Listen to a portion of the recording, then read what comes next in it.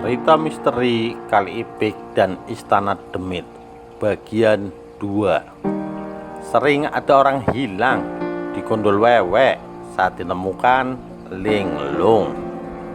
Konon menurut cerita yang dituturkan oleh warga kampung bahwa di pohon ipik merupakan tempat tinggal berbagai demit.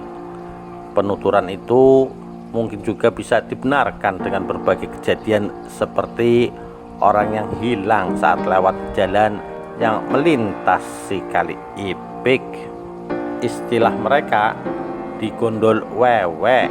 Hal ini biasa terjadi saat mereka melintasi jalan di waktu maghrib atau menjelang subuh. Tahu-tahu mereka yang hilang ditemukan sudah lemes di bawah pohon atau nisan setelah beberapa hari dicari. Biasanya warga yang hilang saat ditemukan pikirannya dalam keadaan sedikit linglung. Memang Kali Ipik terkenal dengan airnya yang tidak pernah kering meskipun kemarau panjang. Mungkin karena pohon di sekitarnya yang masih terjaga kelestariannya. Di dalamnya terdapat banyak ikan. Salah satunya adalah kutuk. Orang kampung menyebutnya.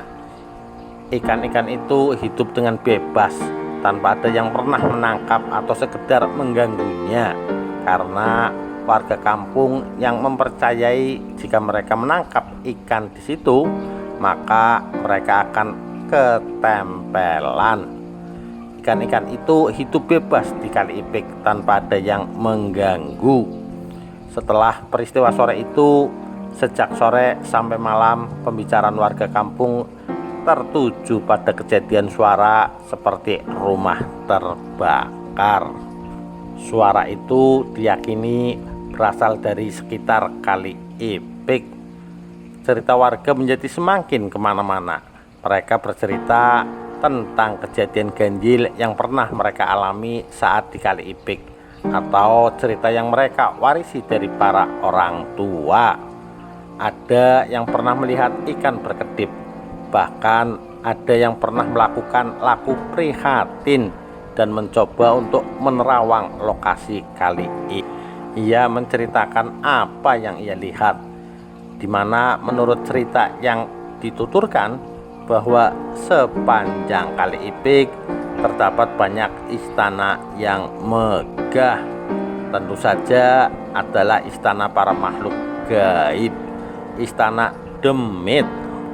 Tentu saja cerita ini menjadi bumbu-bumbu yang menjadikan bulu kuduk berdiri. Saat paginya setelah kejadian itu, ada seorang warga yang melintasi di jalan dan tak sengaja melihat pohon ipik yang besar di selatan jalan terlihat alum atau layu. Terlihat daunnya sudah mulai rontok ke tanah yang berserakan di sekitar jalan. Kemudian warga berbondong-bondong melihat kejadian itu. Teka-teki warga akan suara kemarin sore telah terjawab bahwa suara rumah terbakar memang benar adanya. Namun yang terbakar adalah rumah makhluk gaib, rumah demit yang menempati pohon ipik.